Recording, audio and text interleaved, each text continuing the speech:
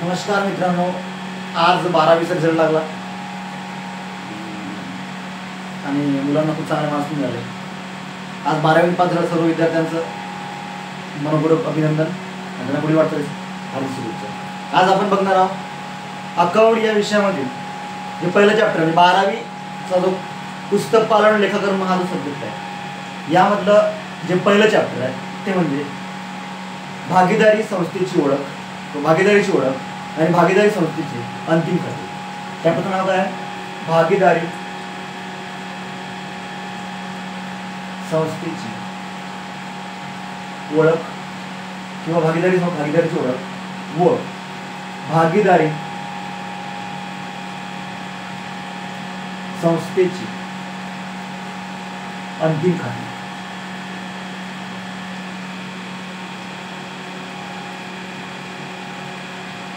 या चॅप्टरचं नाव आहे. भागीदारी संस्थेची अंतिम, हे अंतिम खाते जे आहे, हे अंतिम खाते आपण मागच्या वर्षी पण अभ्यासलेलं आहे. जे कोण यावर्षी 12वीला गेले, मागच्या वर्षी जास्त होते, यावर्षी 12वी गेले, त्यांना अंतिम खाती हे चॅप्टर होतं. परंतु कसं होतं ते एका व्यक्तीचं, म्हणजे एकल व्यापारी संस्थेचे अंतिम खाते होते, इंडिव्हिज्युअल होते. पण आता 12वी काय असणार आहे? अंतिम खाते असणार आहे. पण कोणाचं असणार आहे ते? दोन व्यक्तीचं, कमीत कमी दोन, जास्त मग 50. म्हणजे भागीदारी संस्था. आता पहिले आपण त्याला काय करणार आहोत, भागीदारी संस्था म्हणजे नेमकं काय आपण हे होणार. कारण की एकल व्यापारी संस्थेमध्ये जो काही नफा व्हायचा तो एकाच व्यापाराला मिळायचा. नफा एकाला मिळाला होता, थोडा एकटा संघ करायचा. परंतु आता काय असणार आहे मध्ये भागीदारी संस्था असणार आहे. भागीदारी संस्था म्हणजे कमीत कमी दोन व्यक्ती, जसे असतं 50 व्यक्ती. भारतीय भागीदारी कायदा 1932 नुसार किमान 2 व्यक्ती आणि कमाल 50 व्यक्ती एकत्र येऊन जी संस्था स्थापन करतात आणि सर्वांनी मिळून किंवा सर्वांमध्ये एकाने चालवतात, त्या संस्थेला म्हटलं जाते भागीदारी संस्था. आपण थोडक्यात त्याचा अर्थ बघू.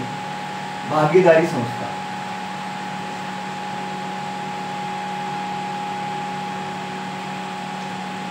किमान 2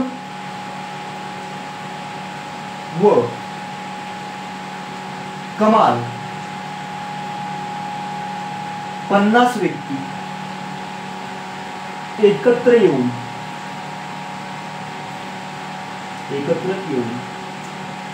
जो व्यवसाय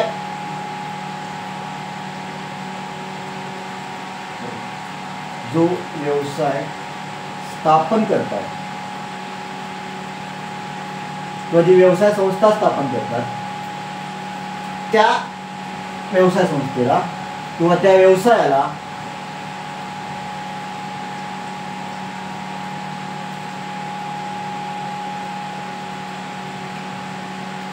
भागीदारी संस्था असे म्हणतात. अशा प्रकारे याचा आपण थोडक्यात अर्थ बघू. आता भागीदारी संस्था म्हटल्यावर आता पहिले काय होतं, एकल व्यापारी होता. आता भागीदारी संस्था आहे. संस्था त्यामुळे काहीतरी याचे वैशिष्ट्य असणार, काहीतरी नियम असणार, काहीतरी तरतुदी असणार. तर आपण काय म्हणणार आहोत, त्याच्या वैशिष्ट्य असणार आहोत की जे आपल्याला महत्वाचे वैशिष्ट्य आहेत, म्हणजे जे परीक्षेमध्ये ज्या आपल्याला प्रॅक्टिस करताना, त्या प्रॅक्टिस करताना आपल्याला जे उपयोगी पडणार आहे तेच बघणार आहोत. तर सर्वप्रथम काय असणे आवश्यक आहे? नोंदणी करणे आवश्यक आहे.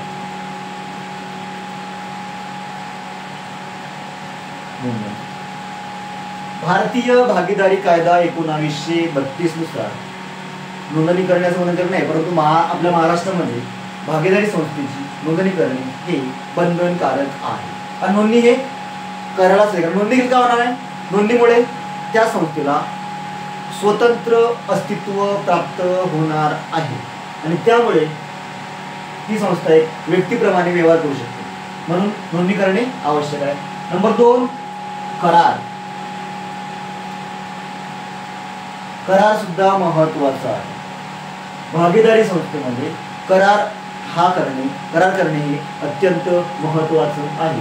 हा करार लेखी सुद्धा असू शकतो, तोंडी सुद्धा असू शकतो, पण शक्यतो हा जो करार आहे, हा करार लेखी स्वरूपातच असावा, जेणेकरून भविष्यामध्ये कोणत्या प्रकारचे वाद होणार नाही. त्यानंतर हिला काय असते, स्वतंत्र अस्तित्व असते, अस्तित्व प्राप्त होते. भागीदारी संस्थेची नोंदणी केल्यामुळे त्या संस्थेला स्वतंत्र अस्तित्व प्राप्त होते. नंतर नंबर 4, नफा तोटा. यामध्ये जो काय नफा तोटा होतो, हा नफा तोटा भागीदारांना वाटून देण्यात येतो, सर्व भागीदारांना त्याच्या प्रमाणानुसार. नंबर 5, भांडवल. व्यवसाय करण्यासाठी भांडवल आवश्यक असते. नंबर 6, उचल. भागीदार उचल सुद्धा करतात, अशा रकमेनुसार तरतूद. नंतर आता यामध्ये महत्त्वाचे काय, नफा तोटा ते वाटप. आता भांडवलावर व्याज.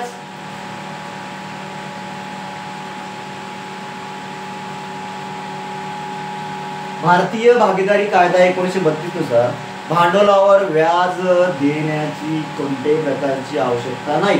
पण जर भागीदारी संस्थेच्या करारामध्ये अशा प्रकारची तरतूद केलेली असेल तर भांडवलावर व्याज देण्यात यावे.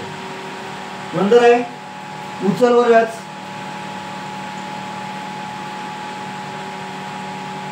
भागीदाराने उचल केली त्यावर सुद्धा व्याज कायदा सांगण्याची गरज नाही आहे. परंतु जर कराराने सांगितलेलं असेल तर भागीदाराने केलेल्या उचलवर त्याला उचलवर व्याज अदा करता येते. आणि हे व्याज आकारताना पण एक गोष्ट लक्षात ठेवणं आवश्यक असते की हे व्याज जर उचल करण्याची तारीख दिलेली असेल तर दिलेल्या तारखेपासून 31 मार्च पर्यंत, जर तारीख दिलेली नसेल तर फक्त 6 महिन्याचेच आकारावे लागते. अशा प्रकारे जे अजून खूप सारे वैशिष्ट्य आहेत, पण आपल्याला जे महत्त्वाचे वैशिष्ट्य आहेत ते आपण बघणार आहोत. भांडवलावर व्याज महत्त्वाचं आहे, उचल महत्त्वाचं आहे, नंतर उचल महत्त्वाचे आहे, भांडवल महत्त्वाचं आहे आणि नफा तोटा महत्त्वाचा आहे. आता नफा तोटा वाटप करताना कसं, नफा तोटा या प्रमाण असलेल्या प्रमाणात वाटला जाते. एकल व्यापारी संस्थेमध्ये एकटाच पार्टनर्स होता, त्यामुळे संस्थेला पुन्हा नफा झाला तर एकलाच एक मिळायचा, थोडा तरी एकच सहन करायचा. त्यामुळे आता काय भागीदारी आहे, तर भागीदारामुळे त्या भागीदारी संस्थेचा जो करार असतो त्या करारामध्ये सांगितलेल्या प्रमाणानुसारच नफा तोटा भागीदारांना वाटावा लागतो. जर भागीदाराच्या करारामध्ये कोणत्या प्रकारचं प्रमाण सांगितलेलं नसेल तर अशा वेळेस हा नफा तोटा भागीदारांना समान प्रमाणामध्ये वाटण्यात येतो. अशा प्रकारे आपण आज बेसिक माहिती पाहिजे. फक्त पुढील महत्त्वाची माहिती म्हणजे हे वैशिष्ट्य खूप साऱ्या दोन्हींची, पण मी तुम्हाला फक्त जे आपल्यासाठी जे महत्त्वाचे आहे ते सांगितले. भांडवल व्याज, उचल व्याज, नफा तोटा, भांडवल आणि उचल यासाठी खूप महत्त्वाचं आहे. कारण की याच्यानुसार हे आपल्याला उदाहरण सॉल्व्ह करताना महत्त्व असणार आहे. हे उचलवर व्याज खूप महत्त्वाचं आहे. हे लक्षात एकदा पुन्हा लक्ष द्या की जर उचलवर व्याज सांगितलेलं असेल आणि तारीख दिली, समजा आता तारीख दिली आहे 1 जुलै किंवा 1 जानेवारी किंवा मग 1 ऑक्टोबर, या दिलेल्या तारखेपासून 31 मार्च पर्यंत आकारावे. किंवा जर तारीख दिलेली असेल तर. पण जर तारीख दिलेली नसेल, जर तारीख दिलेली नाही मग काय करायचं? बघ तारीख दिलेली आहे तर मग उचलवर व्याज आपण दिलेल्या तारखेपासून घेतलं, तारीख दिलेली नाही आहे, मग आता अशा वेळेस उचलवर जातात मी फक्त 6 महिने तारीख दिलेली नसेल तर फक्त 6 महिन्याचेच व्याज आकारावे.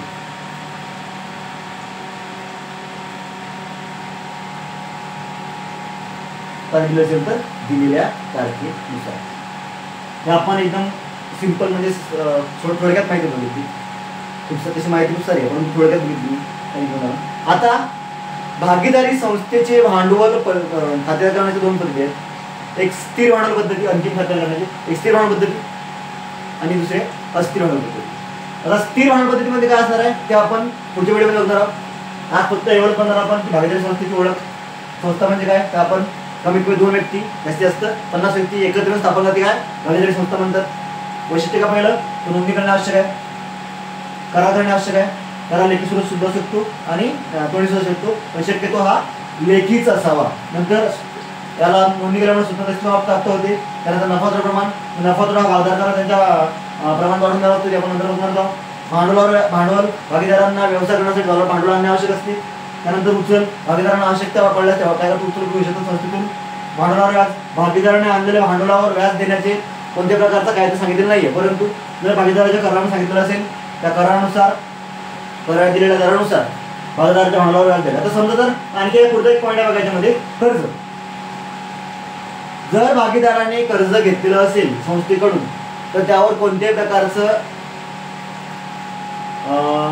व्याज म्हणजे व्याज नाही घेऊ, पण व्याज काय सांगितलं, जर कराराने सांगितलं असेल त्यानुसार व्याजाचा दर द्यावा, पण करारात सांगितलेलं नसेल तर 6% व्याजदर असतो. करार सांगितलं कारण ते दिलेल्या करारानुसार जर व्याजावर पण दर सांगितलं नसेल तर 6% व्याजदर आकारला लागतो. उचलवर व्याज तारीख दिली असेल दिलेल्या तारखेपासून, तारीख दिली नसेल तर फक्त 6 महिन्याचा व्याज करावं. भांडवल व्याज ते दिलेल्या तारखेपासून भांडवल वर्ष असते. अशा प्रकारे आपण बघितलं आहे. आता पुढच्या वेळी बघणार आपण स्थिर भांडवल पद्धती. तर तुम्हाला ही माहिती जर चांगली वाटली असेल तर व्हिडिओला लाईक करा आणि आपल्या 12वी मध्ये जे मुलं आहेत आता कॉमर्सला त्यांना शेअर करा. आणि दररोज आपला व्हिडिओ येणार आहे. आता या व्हिडिओच्या माध्यमातून तुम्हाला आम्ही तुमचा अकाउंटमध्ये अकाउंट संबंधित असणारी भीती पूर्णपणे दूर करणार आहोत. तर आज आपण इथंच, आता व्हिडिओ आपण नेक्स्ट व्हिडिओला थँक्यू.